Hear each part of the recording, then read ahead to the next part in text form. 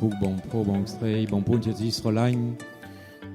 pel masalmen yem ban chapadam ong pro chum chi mui bong pun juvechun juveneri nang bopechet bopechita yem ban su train yem mina rom yem mek ne pel yung zdap kompi bi masalmen del sdei on pi pre Jesu del min pre bong tul som srolan knir te winte mo dol ki yem ban srolan nek roal knir dai ne train yem chang su medong tiet ne pel yung ban chup knir pi masalmen yung min ka obrum pong yung min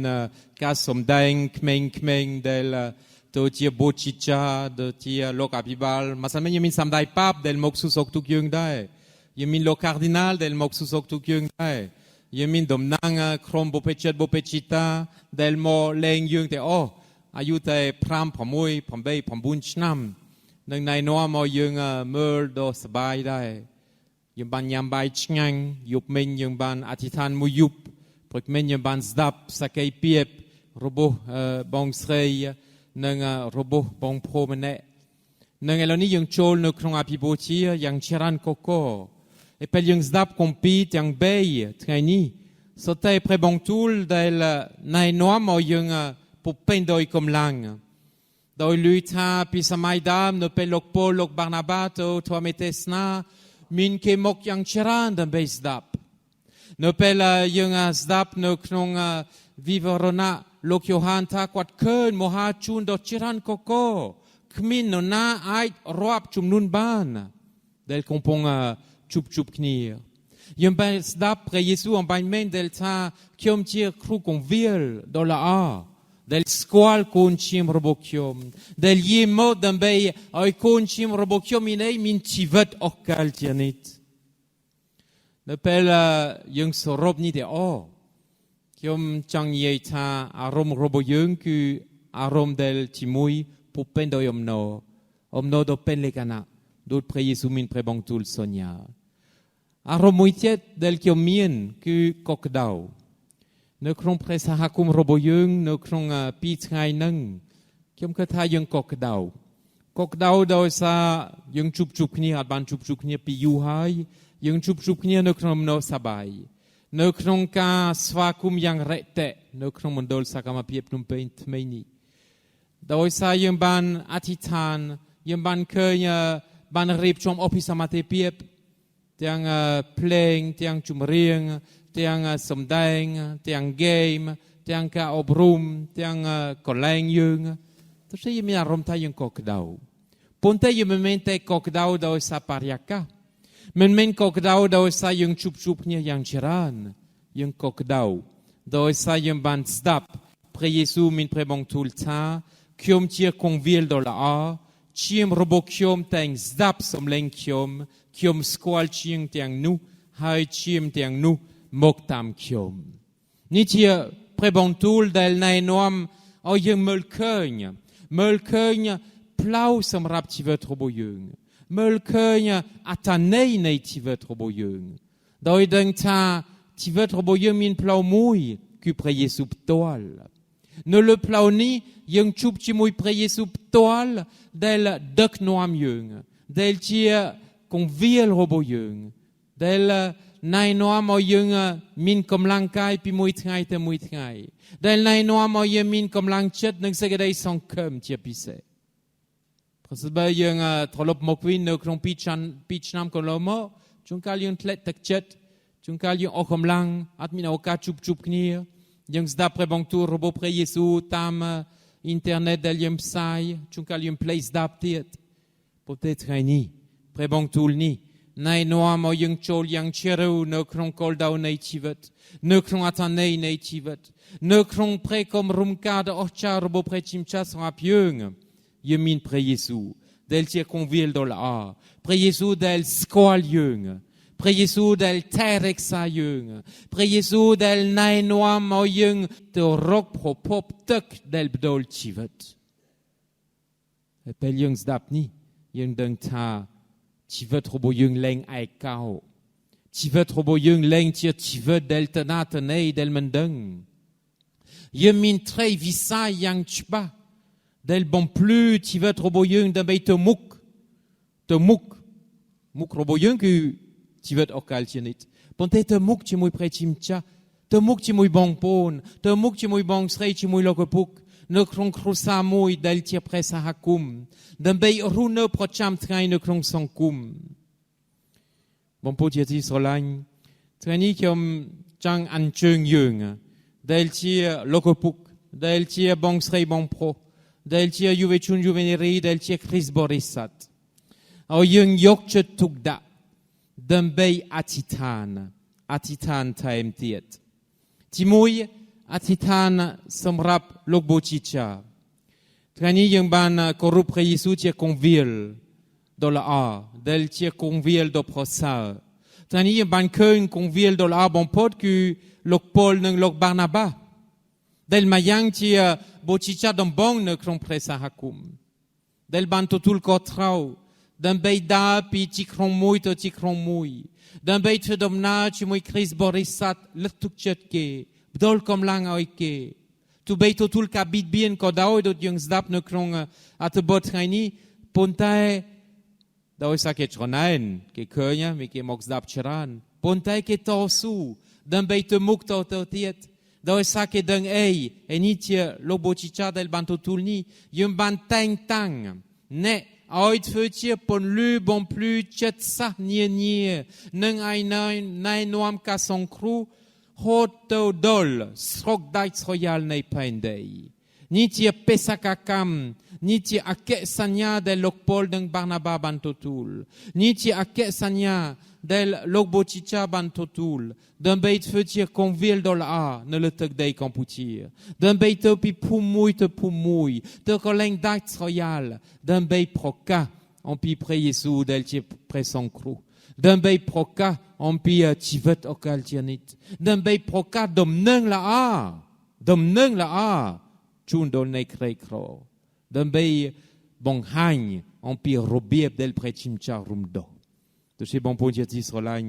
សូមអធិដ្ឋានសម្រាប់លោកបូជីចាឯក្នុងលោកបូជីចាមានលោកអភិបាលដែរដើម្បីឲ្យយើងរួមគ្នាដែលជាក្រុមគង្វាលយកចិត្តទុកដាក់តាមរបៀបព្រះយេស៊ូវដើម្បីថែរក្សាដើម្បីស្រឡាញ់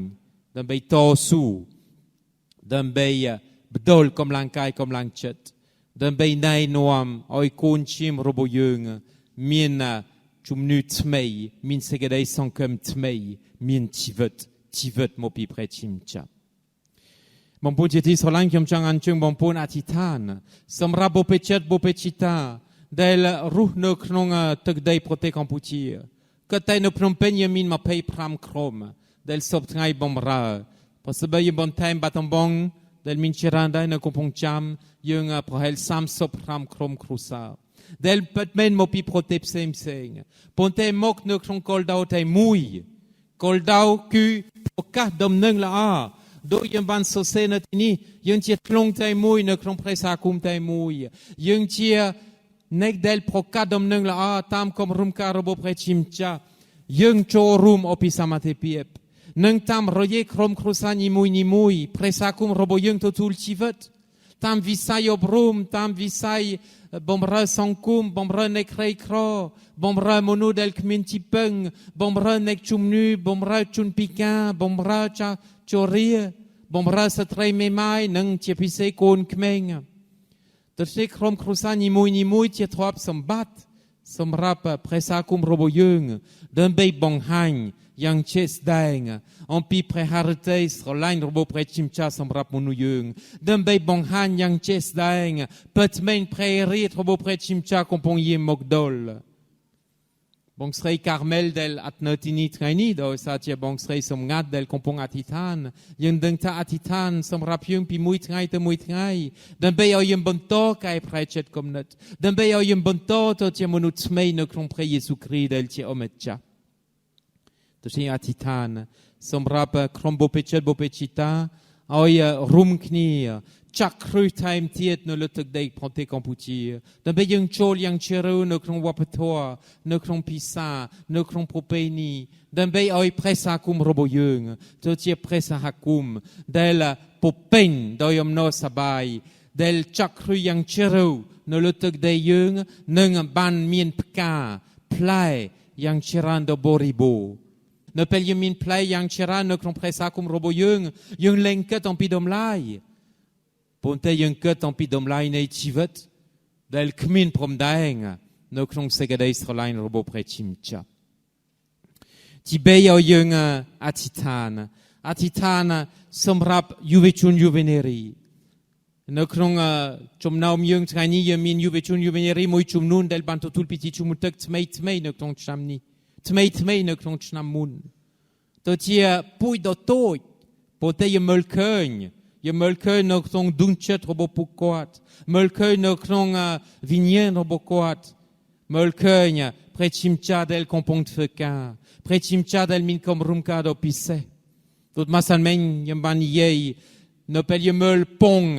យើងមើលឃើញមាន់ពេលយើងមើលឃើញពុយដ៏តូចយើងមើលឃើញដើមឈើដ៏ធំដែលចេញពីដើមឈើនឹងដែលចេញពីពុយនឹងដូច្នេះនៅក្នុងយុវជនយុវនារីយើងអាចមានសំណួរដោយការលោកយូហានបាទីនៅពេលការថ្មីគេស៊ូទាំងប្រជាជនទាំងឪពុកម្ដាយនៅថ្ងៃអនាគតកូននេះទៅជាអ្វីកូននេះរស់នៅរបៀបណាដោយសារគេឃើញគាត់ប្លែកដូច្នេះសប្តាហ៍យើងអាចស៊ូដែរនៅថ្ងៃអនាគតយុវជនយុវនារីទៅជាយ៉ាងណាប៉ុន្តែចម្លើយគឺនឹងទៅជាគ្រីស្ទបរិស័ទរឹងមាំទៅជាសាក្សីនៃព្រះបង្ទូលរបស់ព្រះជាម្ចាស់នៅក្នុងសង្គមប៉ុន្តែអនាគតគឺអនាគតសុបកានគឺថ្ងៃនេះយកចិត្តទុកដាក់រស់នៅជាសិស្សសាលាជានិស្សិតជាយុវជនយុវនារីនៅក្នុងសង្គមនៅជាមួយមិត្តសម្លាញ់នៅជាមួយពុកម៉ាដែលមិនមែនគ្រីស្ទបរិស័ទដែរដើម្បីធ្វើជាមេនៅក្នុងម៉ាសៅនៃជីវិតដើម្បីឲ្យម៉ាសៅនៃជីវិតលូតលាស់ទៅជានំប៉័នយ៉ាងធំមួយដែលណែនាំឲ្យយើងអាចចិញ្ចឹមមនុស្សយ៉ាងច្រើនដ៏បរិបូរណ៍ប៉ុន្តែមហោបអាហារនេះដែលដឹងថាមកពីឋានបរមសុខជាមហោបអាហារដែលបដូរជីវិតអស់កលជានិច្ចដូច្នេះអធិដ្ឋានសម្រាប់យុវជនយុវនារីឲ្យគេរកឃើញគ្រួសារមួយដ៏ពិសេសនៅក្នុងព្រះសហគមន៍របស់យើងឲ្យគេរកឃើញកម្លាំងកាយកម្លាំងចិត្តដោយដឹងថាពិតមែនព្រះសហគមន៍ជាទីពឹងរបស់ខ្ញុំពិតមែនព្រះយេស៊ូវនិងព្រះបង្ទូលជាទីពឹងរបស់ខ្ញុំ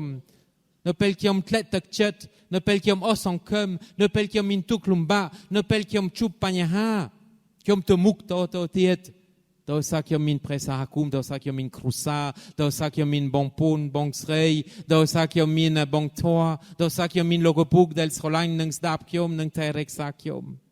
នេះជាក្រុមគ្រួសារដែលយើងចង់មានអធិដ្ឋានបងប្អូនជាទីស្រឡាញ់អធិដ្ឋានទៀត